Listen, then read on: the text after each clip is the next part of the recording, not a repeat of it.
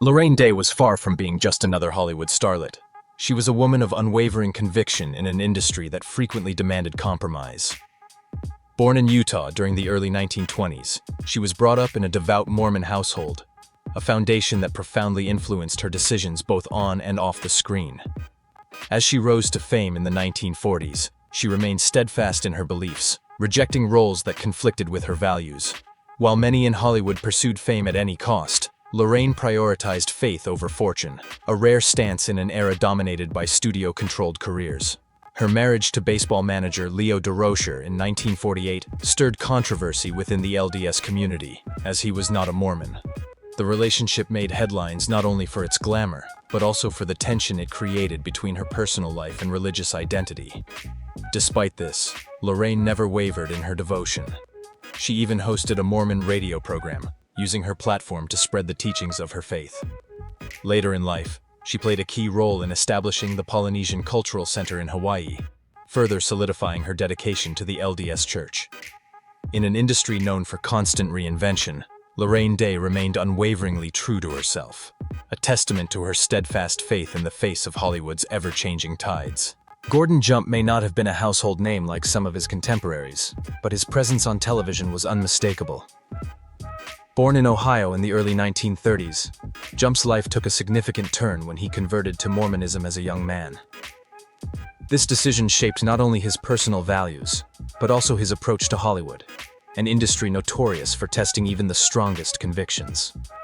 Best remembered as Arthur Carlson, the bumbling yet well-meaning station manager on WKRP in Cincinnati, Jump brought warmth and authenticity to every role he played. Behind the scenes, however, it was his faith that kept him grounded. While many actors struggled with the pressures of fame, Jump remained steadfast in his beliefs, actively participating in the LDS Church and even taking on leadership roles within his congregation. His deep commitment to his faith extended beyond his personal life. He frequently lent his talents to Mormon-themed productions, starring in church-sponsored films and educational videos that reinforced his values. In an industry where compromise is often the price of success, Jump proved that faith and Hollywood could coexist. He never shied away from his convictions, demonstrating that integrity and career longevity were not mutually exclusive. Even as the entertainment world evolved, his legacy endured not just as a beloved television figure, but as a man who stayed true to himself in an industry that often demands otherwise. Marie Windsor was the kind of actress who could make a man weak in the knees with just a glance. On screen at least. Dubbed the Queen of the Bees for her unforgettable roles in film noir and westerns, Windsor exuded danger and allure. Off camera, however, she was a woman shaped by the quiet, steady influence of her Mormon upbringing. Born in the early 20th century in Utah, she was raised in a strict LDS household where faith and discipline were paramount. That foundation never wavered, even as she carved out a career playing femme fatale who were anything but pious. Despite the contrast between her on-screen persona and her personal values, Windsor often spoke about how her faith gave her strength in Hollywood's male-dominated world. She wasn't just a believer in private, she was deeply involved in the LDS Church, participating in community outreach and charity work. For Windsor, faith wasn't just a comfort, it was a compass guiding her through the challenges of an industry that often demanded compromise.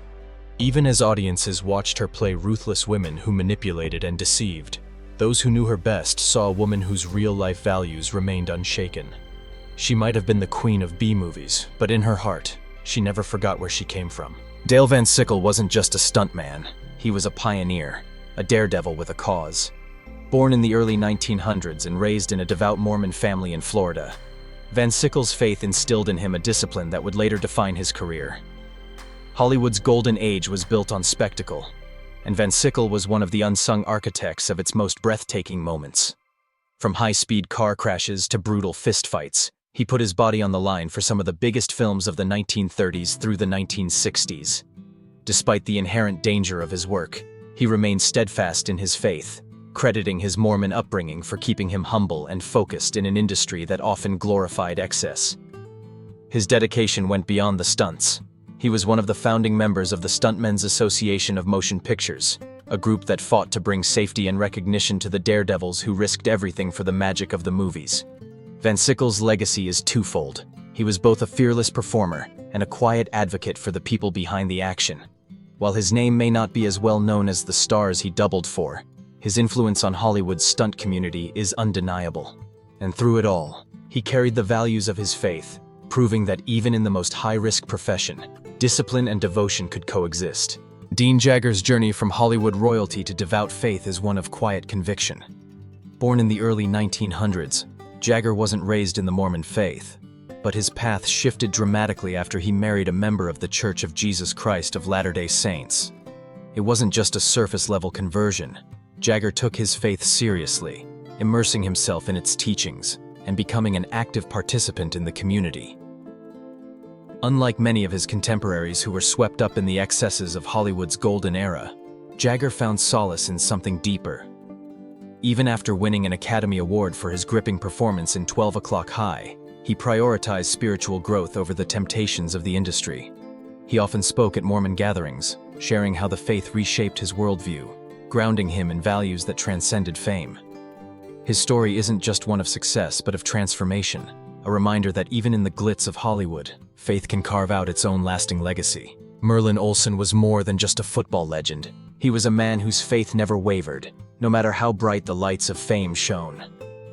Born in the early 1940s in Utah, he was raised in a devout Mormon household where discipline and integrity were ingrained in him from a young age.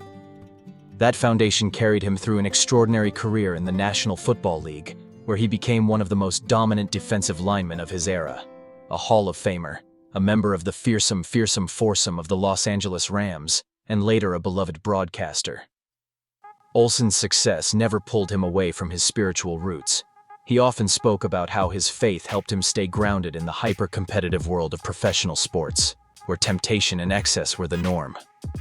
Even as he transitioned into acting, starring in Little House on the Prairie and Father Murphy, he remained steadfast in his beliefs, proving that faith and fame could coexist. Olsen's life was a testament to balance between sports, entertainment, and his unwavering Mormon values. He never let the spotlight dim his devotion, making him not just a star on the field, but a role model off it. Philo Farnsworth was just a teenager when he first envisioned the concept of electronic television, sketching out his ideas on a school blackboard for his science teacher. Born in the early 1900s in rural Utah, Farnsworth was raised in a devout Mormon household where faith and perseverance were ingrained in his upbringing. This foundation would prove essential as he embarked on one of the most revolutionary technological pursuits of the 20th century. Unlike his competitors, who were still focused on mechanical television, Farnsworth pursued an all-electronic system, a vision that would ultimately change entertainment forever.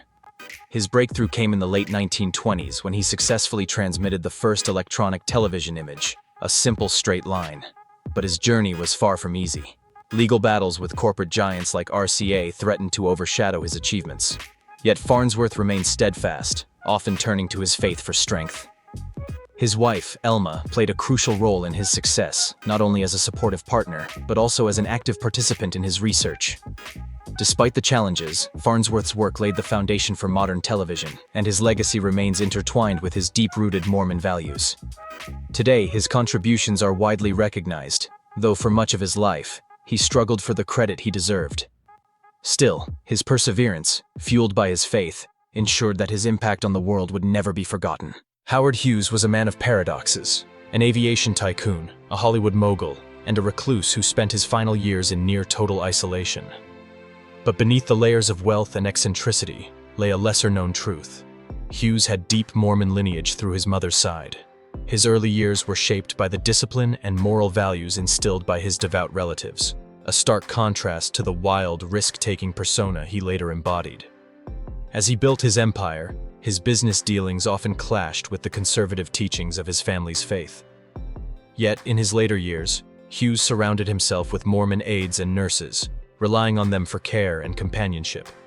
Whether this was a reflection of his upbringing or a calculated choice remains a mystery. He never publicly embraced the faith, but the presence of LDS members in his final days suggests that, despite his extravagant and often reckless life, the moral framework of his youth never entirely left him.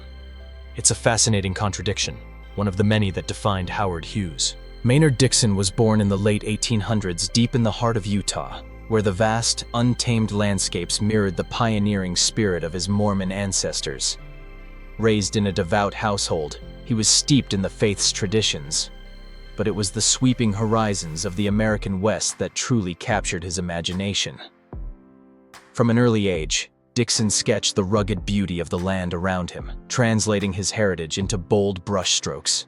His work wasn't just about scenery. It was about survival, faith, and the unbreakable will of those who carved out lives in an unforgiving wilderness. Even as he drifted from organized religion, those themes never left his art. His paintings, stark and powerful, told the story of a people who endured, guided by something greater than themselves.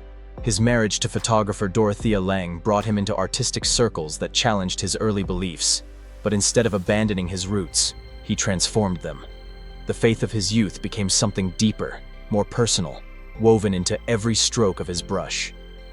Today, Dixon's legacy stands as one of the most authentic visual records of the American West, a testament to the enduring influence of his Mormon upbringing and the landscapes that shaped his soul.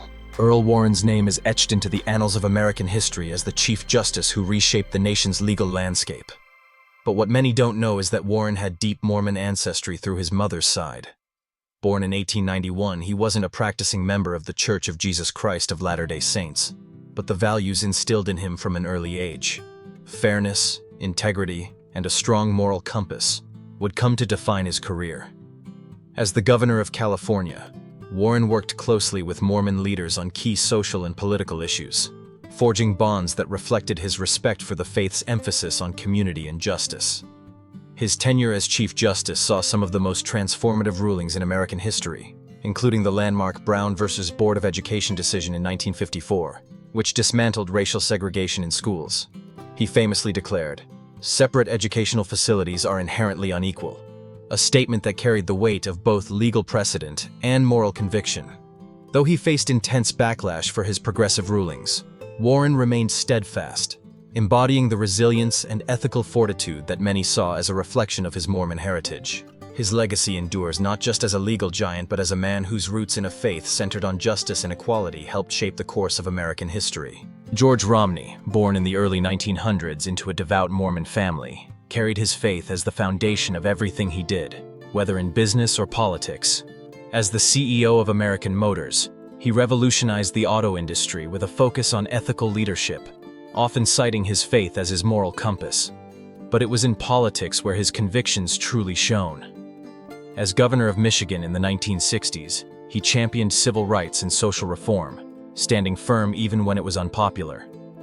His presidential run in 1968 was driven by a belief in moral leadership, though his honesty, especially about the Vietnam War, cost him politically.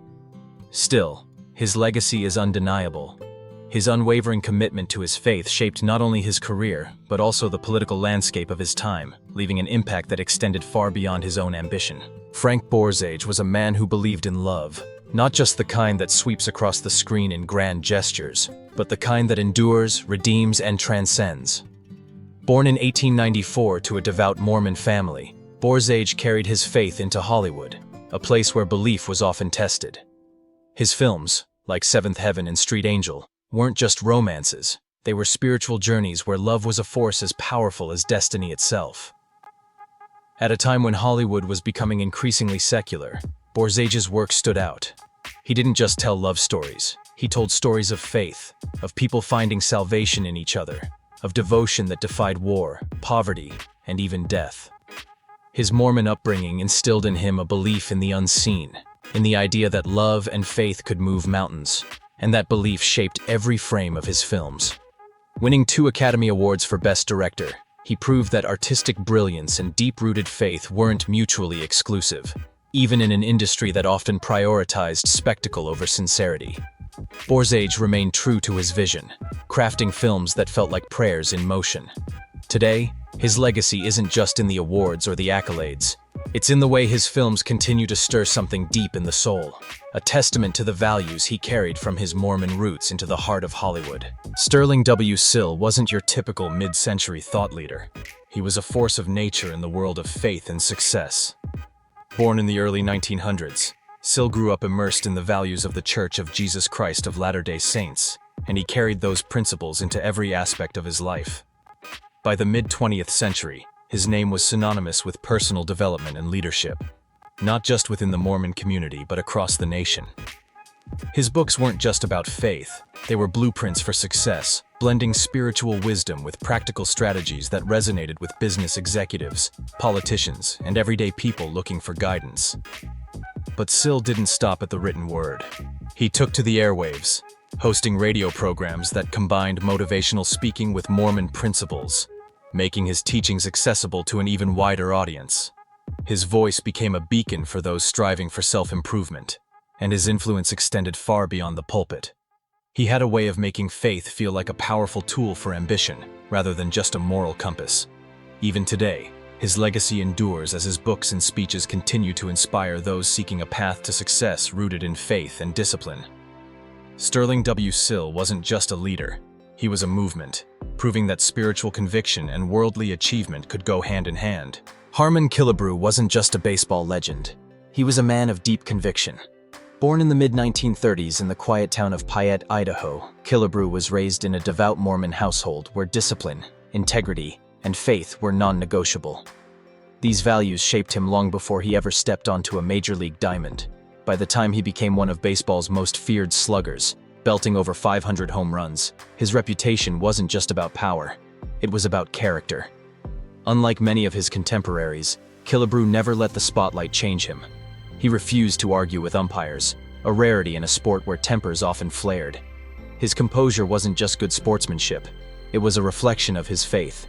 Even after retiring from baseball, he remained deeply involved in the LDS Church, mentoring young athletes and speaking at faith-based events. His legacy wasn't just in the record books, it was in the lives he touched, proving that faith and fame could coexist without compromise.